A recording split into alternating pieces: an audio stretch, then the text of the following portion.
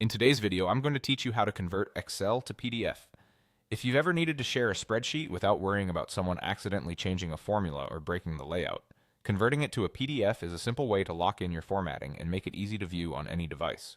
First, open your web browser and go to smallpdf.com/excel to PDF.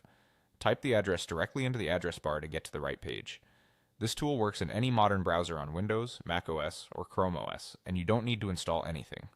If you plan to do this often, it's handy to bookmark the page so you can return to it quickly in the future.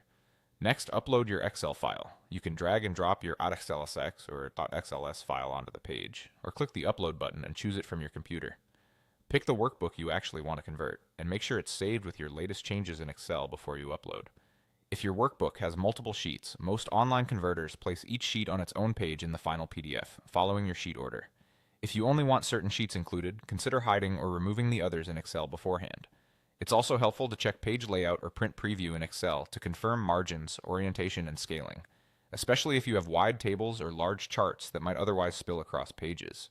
While uploading, remember that larger files with lots of images, pivot tables, or complex charts can take longer. As with any online tool, it's smart to avoid uploading highly sensitive documents. For everyday reports, budgets, invoices, and schedules, this online approach is quick and reliable.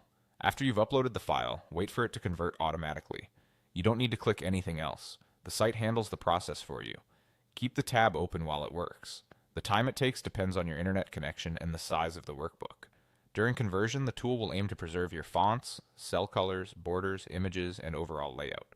If you notice in the final preview that a table breaks oddly or a chart is cut off, that's usually a sign the content needs different scaling or margins back in Excel before trying again.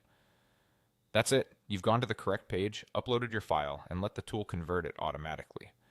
This straightforward method keeps your spreadsheet formatting intact and makes sharing your work clean and professional.